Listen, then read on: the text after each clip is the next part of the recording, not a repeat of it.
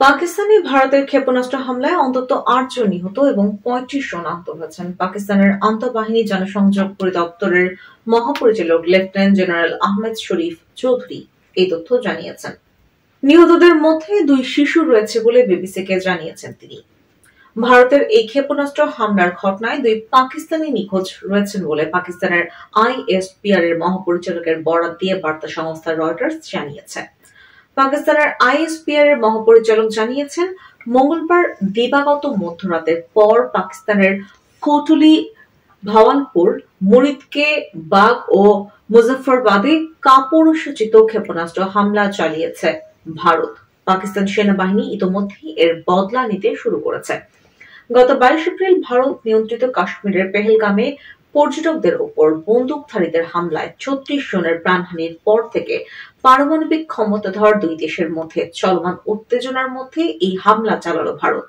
রাত ১টার পর পাকিস্তানের ARY নিউজকে পাকিস্তানের আইএসপিআর এর মহাপরিচালক বলেন, এখন থেকে কিছু সময় আগে কাপুরুষ শত্রু ভারত ভাওয়ালপুরের আহমেদ ইস্ট এলাকায় সুবহানাল্লাহ মসজিদ, কোটলি ও মুজফ্ফরবাদের অন্তত ৩ জায়গায় বিমান হামলা চালিয়েছে।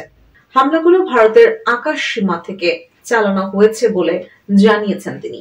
পাকিস্তান এর সমুচিত জবাব দেবে উল্লেখ করে দেশটির এই সেনা কর্মকর্তা বলেছেন, এই ঘৃণ্য উস্কানি জবাব ছাড়া পার পাবে না।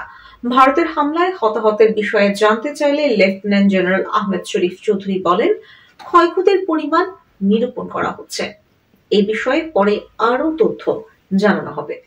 এর কিছুক্ষণ পর তিনি পাকিস্তানের জিও নিউজকে ক্ষয়ক্ষতির একটি সংক্ষিপ্ত বিবরণ দিয়েছেন। তাতে বলেছেন, ভাওয়ালপুরের আহমেদপুর ইস্ট এলাকায় একটি শিশু নিহত এবং ১২ জন আহত হওয়ার খবর পেয়েছেন।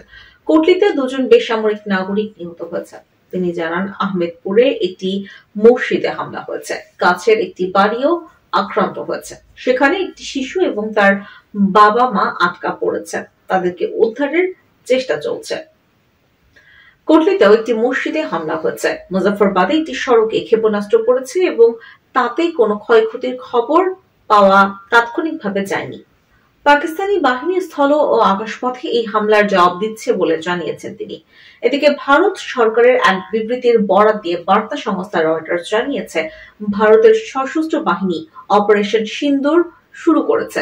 এর আওতায় পাকিস্তান ও পাকিস্তান নিয়ন্ত্রিত জম্মু ও কাশ্মীরের ৯টি স্থাপনায় হামলা চালানো হয়েছে। ভারত সরকারের পক্ষ থেকে বলা হয়েছে, পাকিস্তানের সামরিক বাহিনীর কোন স্থাপনাকে এই অভিযানে নিশানা করা হয়নি।